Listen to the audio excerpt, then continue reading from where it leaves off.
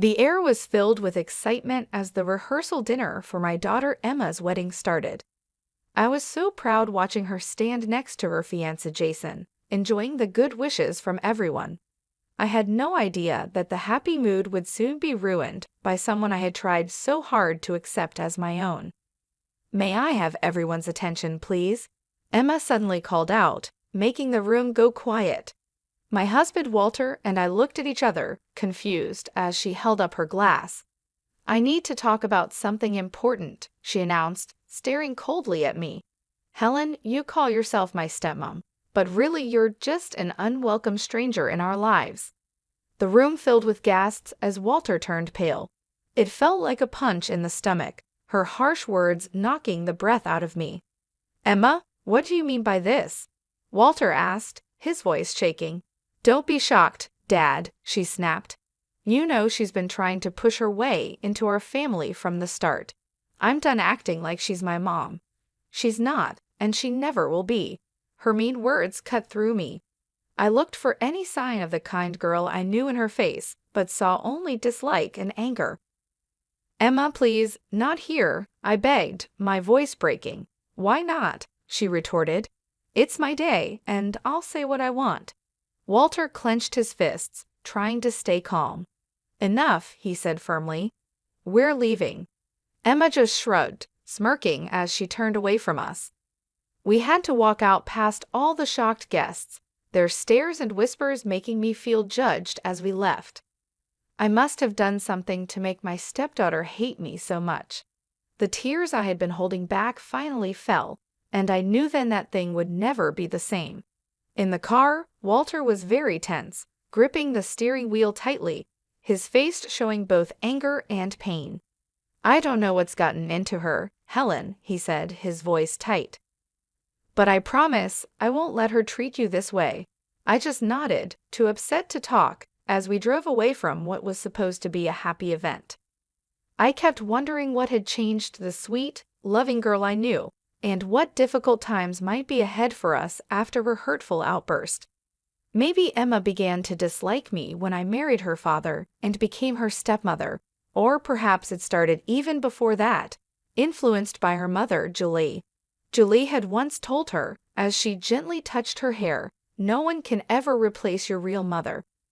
Those words had left a bad feeling, but I tried to ignore it, hoping to create a warm relationship with Emma. "I'm not trying to replace anyone," I had assured her softly. "I just want us to be friends." She nodded, but her empty look showed no warmth. It was like there was already a wall between us, built stronger by her mother's mean comments. At first, Emma was polite, though a bit cold. But as time went on, her true feelings started to show. "Why are you always trying to butt into my life?" she snapped one day when I just asked about her weekend plans. Walter gave her a stern look. "Emma, don't talk to your mother like that." "She's not my mother," Emma yelled back, anger twisting her face. She left the room quickly, leaving me stunned by her harsh words. Walter just shook his head, looking disappointed and resigned. From then on, Emma made it clear she didn't like me. She would roll her eyes when I came into a room and make mean comments quietly.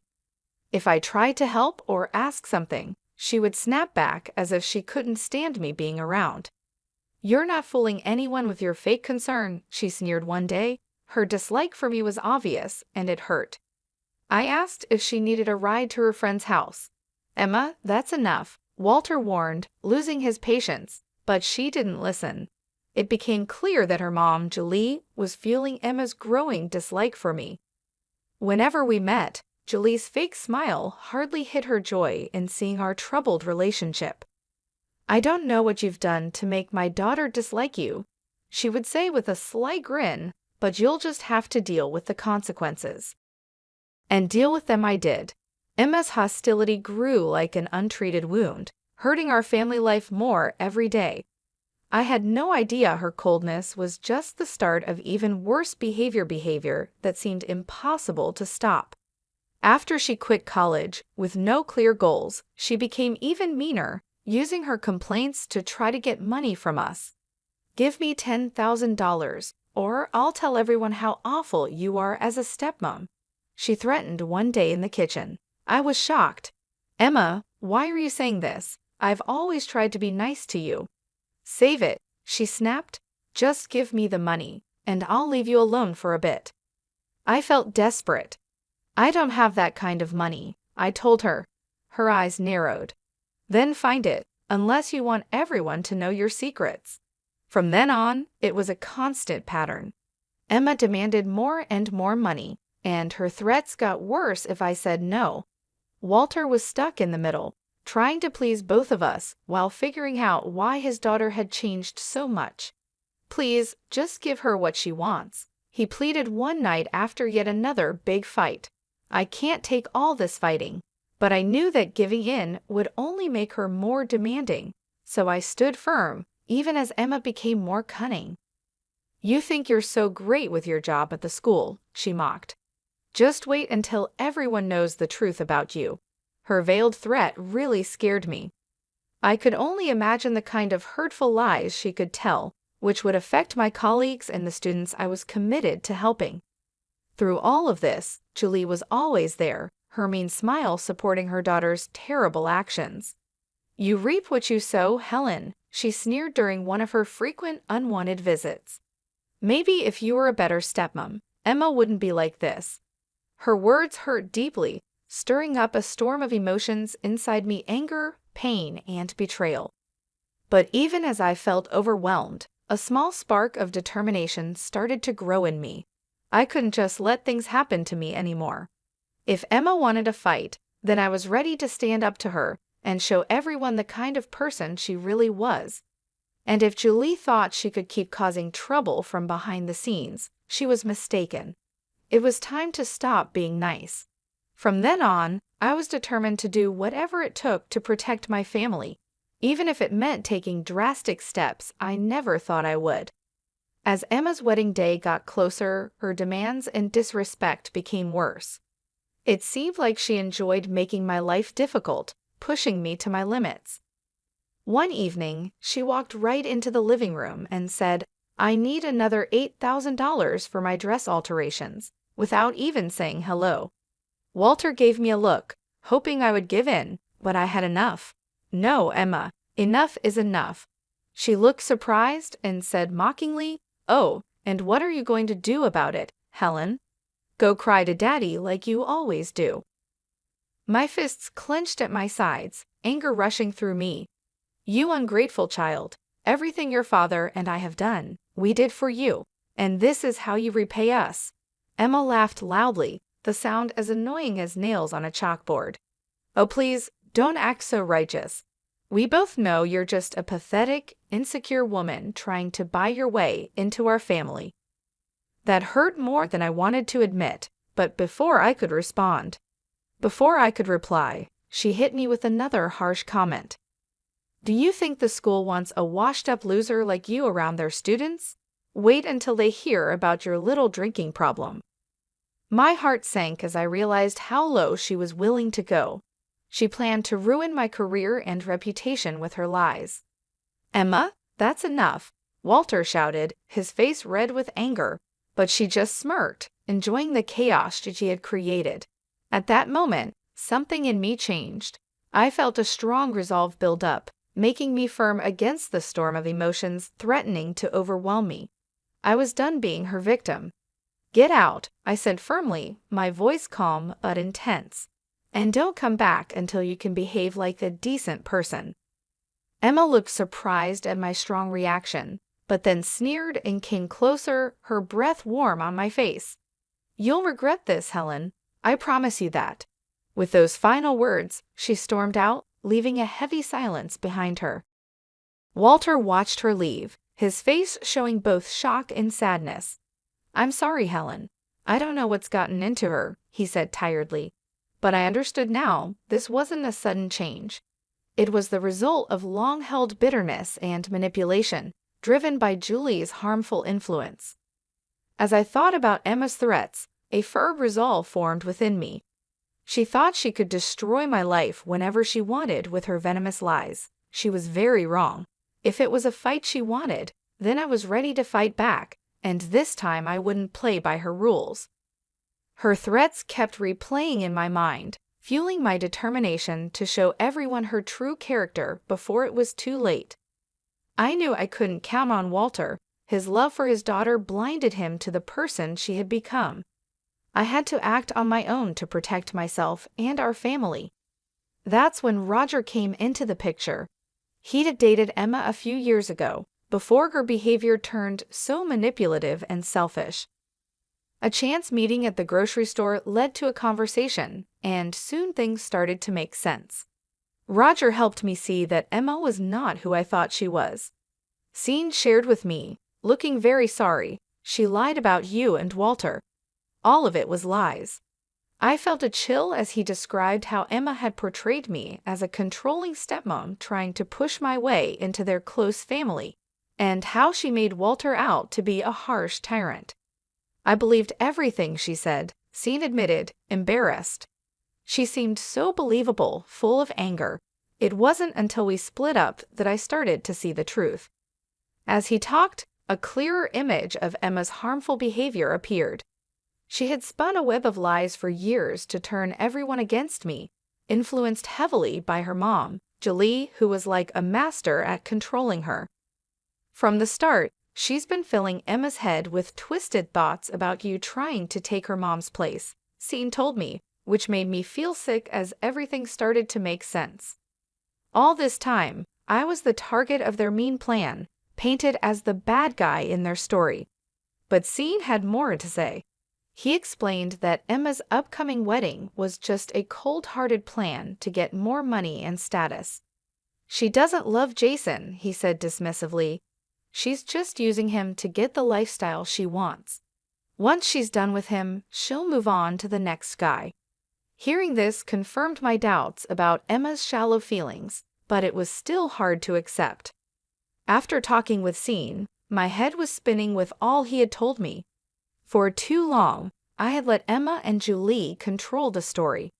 Now, with the truth on my side, I was ready to confront them, to break apart their fake story, and show everyone what was really going on.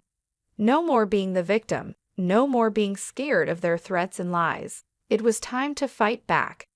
The day of Emma's wedding was sunny, but inside the church, the air was tense. As I watched her get ready, admiring herself in the mirror, a firm resolve grew in me. Today, the truth would come out. Julie, fixing Emma's veil, cooed, "You look beautiful, sweetheart, just like a princess on her special day." Emma smiled, soaking up her mother's compliments. Seeing this, my stomach turned. Yes, it was like a real-life fairy tale, but I knew the truth behind the facade. I couldn't help but make a sarcastic comment, complete with a handsome prince and a wicked stepmother. Julie glared at me, but Emma just laughed, not seeming to care about the meaning behind my words. "Speaking of wicked stepmothers," she said coldly, "I'm surprised you even showed up, Helen, after how you've treated me. I half expected you to boycott the whole thing." I laughed bitterly. "Oh, believe me, I thought about it, but I wouldn't miss this for the world." Before she could say anything else, Walter appeared with a forced smile. "Everything okay in here?" he asked. "Just peachy, Dad," Emma replied sweetly, her voice dripping with sarcasm. "Helen and I were just having a little heart-to-heart." Walter looked like he wanted to ignore the tension. "Well, it's almost time. You ready, kiddo?" Emma nodded, suddenly looking excited to walk down the aisle. As the ceremony began and the music played, I took a deep breath, preparing myself. The ceremony went by quickly, with empty vows and fake smiles. But as Jason and Emma were about to kiss, I knew I had to speak up. "Stop!" I shouted, my voice echoing in the quiet church. Everyone gasped and looked at me. Emma's face twisted in anger, her fists clenched. "What is the meaning of this?" she hissed, her voice shaking with rage. Taking another deep breath, I looked at her firmly. "The meaning, Emma, is that I can't just watch you lie and manipulate everyone anymore." Julie's face went white as she realized what was happening. Before she could say anything, I continued, pulling out strong evidence that Sean had given me. This included texts, emails, and recordings that exposed Emma's deceit. For years, you've lied and turned everyone against me while acting like the victim, I announced confidently. Not anymore. It's time for everyone to know the truth. As I showed everyone the proof of her dishonesty and selfish plans, the room went silent. Emma's composure broke, and her face twisted into an angry snarl. "You liar," she shouted, lunging at me. "How dare you ruin my special day?" But it was too late. The truth was out there for everyone to see. Jason's family looked shocked and disgusted. The crowd's reactions showed that Emma's carefully built facade was collapsing. Standing there, alone and exposed, she seemed like a shadow of the person she used to be. I felt a mix of pity and triumph. The battle was over, and I had won by revealing the harsh truth that had been hidden for too long. The impact of my revelation was like an explosion, breaking apart the illusions we had all lived with. As the quiet turned to noise from the shocked crowd, I prepared myself for the confrontation. "How could you?" Emma yelled, anger written all over her face. "This was supposed to be my perfect day." "Your perfect day was built on lies," I replied calmly, despite the emotional turmoil inside. "Did you really think you could keep deceiving everyone forever?" She tried to answer, but stopped when Jason stepped forward, his face full of disbelief and heartbreak. "Is it true?"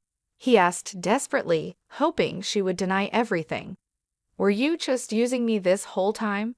For a moment, I almost felt bad for her.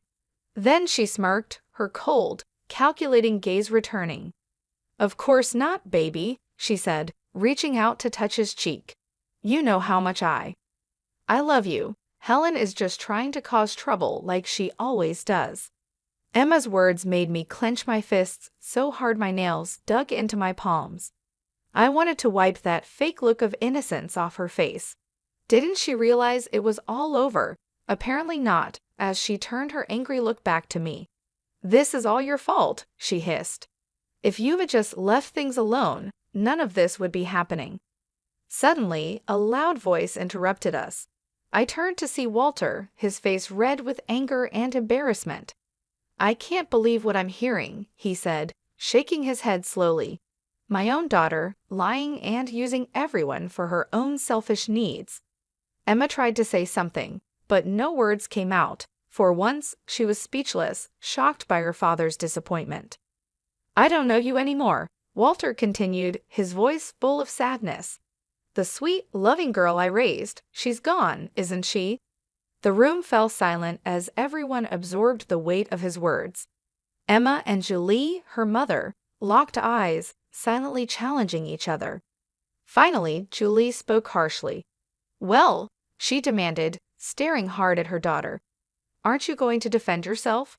But Emma just stood there, defeated, looking smaller and more defeated than ever. With a disgusted snort, Julie stormed out, followed by Jason's family, their faces showing everything from pity to disgust. And just like that, it was over. The grand event Emma had carefully planned lay in ruins, her dreams shattered. As Jason left the church, his face filled with pain, I felt a bit sorry for him. He was just another pawn in Emma's game, used and discarded at her whim. But that feeling was quickly replaced by a grim satisfaction. The truth was out, and there would be no more lies, no more games. Emma would now taste the bitter results of her actions.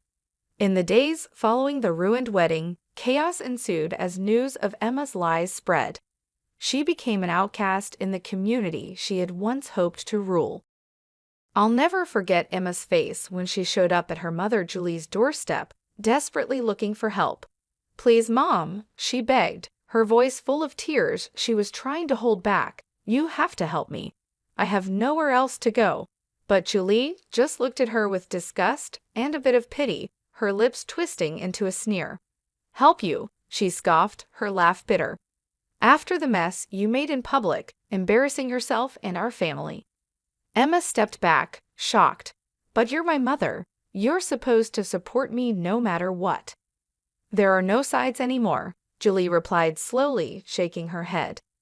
You've destroyed all your relationships, pushed away everyone who cared about you with your endless greed and lies." Her harsh words cut deep, each one like a sharp blade.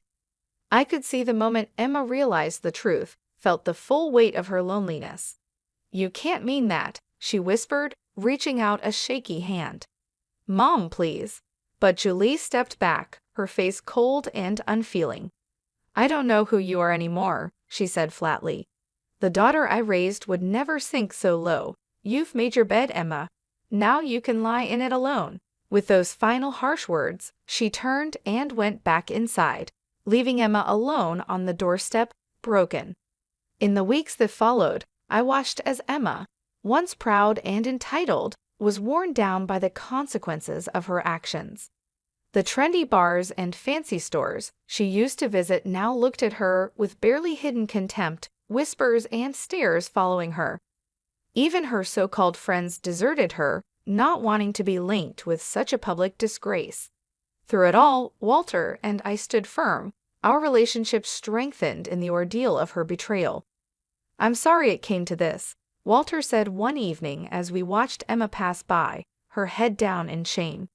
"But you were right all along." I didn't say anything, just squeezed his hand. Words felt too small in the face of such a harsh reality. As things settled and our community began to recover from the shock of Emma's lies, Walter and I received a lot of support and thanks. We had helped many families and students, and now they showed their gratitude. Everyone we had helped rallied around us, thanking us for standing up to the manipulation and deceit that had almost broken us apart. In those moments of connection, seeing the true depth of human kindness and resilience, I found peace and purpose that I had missed during the worst days of Emma's destructive actions. She had tried to break me down, to make me just a small part of her own big story, but in the end, her own selfishness was her downfall. It stripped away her masks and lies, showing her true empty self. As for me and Walter, we came out of this stronger and wiser. If our experience can inspire others to stand strong against manipulation and deceit, and to value honesty and integrity above all, then maybe some good can still come from the ruins of Emma's shattered dreams.